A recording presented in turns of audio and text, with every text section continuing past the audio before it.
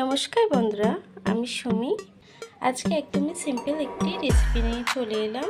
পার্শে মাছ দিয়ে মূলো আলুর ঝোল। একদমই কম মশলায় কিন্তু এই রান্নাটা করে দেখাবো। চলুন তাহলে রান্নাটা শুরু করা যাক। তার আগে আমার চ্যানেলটা যদি সাবস্ক্রাইব না করা থাকে, চ্যানেলটাকে সাবস্ক্রাইব করে ভিডিওটায় লাইক দিয়ে দেবেন। চলুন তাহলে রেসিপিটা শুরু করা যাক। কড়াইটি গরম হয়ে গেছে, আমি তেল দিয়ে দেবো।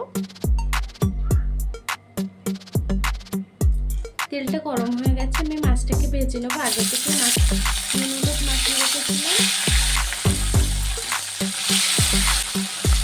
মাছটাকে দিয়ে মাছটা এক পিঠ ভাজা হয়ে গেছে, মাছটাকে উল্টে দেবো।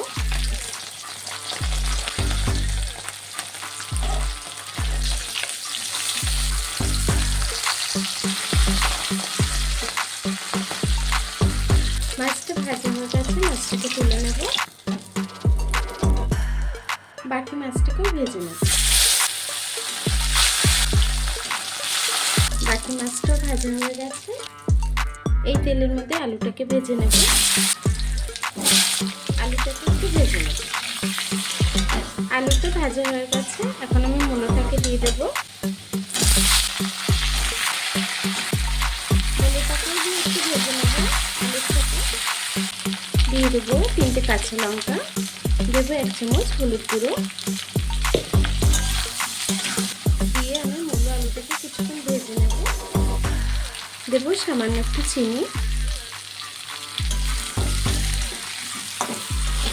আলু আর মূলোটা কিন্তু সুন্দর করে ভাজা হয়ে গেছে, এখন আমি জল অ্যাড করবো।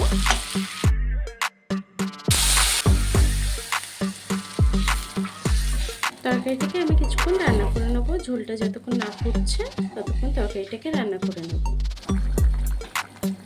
তরকারির ঝোলটা কিন্তু ফুটে গেছে, এখন আমি নুনটা দিয়ে দেবো। দিয়ে দেবো স্বাদ মতো নুন।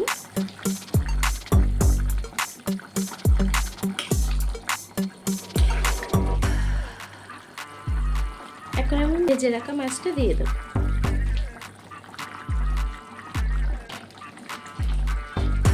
মাছটাকে দিয়ে আমি আরও কিছুক্ষণ রান্না করে নেব। দেখুন তরকারিটা কিন্তু ফুটে গেছে, এখন আমি তরকারিটাকে নামিয়ে নেব।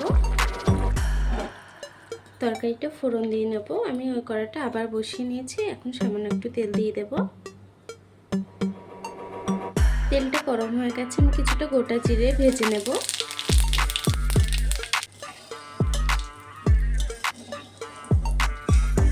জিরেটাকে তুলে নেব।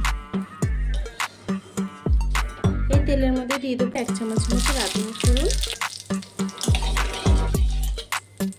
এখন তরকারিটাকে ঢেলে দেব।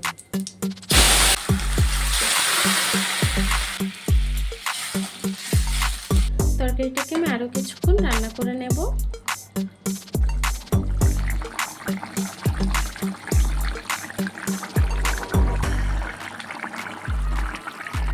ভেজে রাখা জিরের গুঁড়োটাকে দিয়ে দেবো। এখন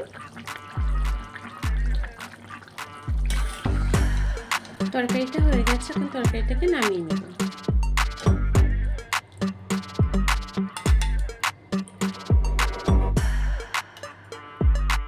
দেখুন বন্ধুরা, আমার পার্শে মাছ দিয়ে মূলো আলুর এই তরকারিটা কিন্তু হয়ে গেছে।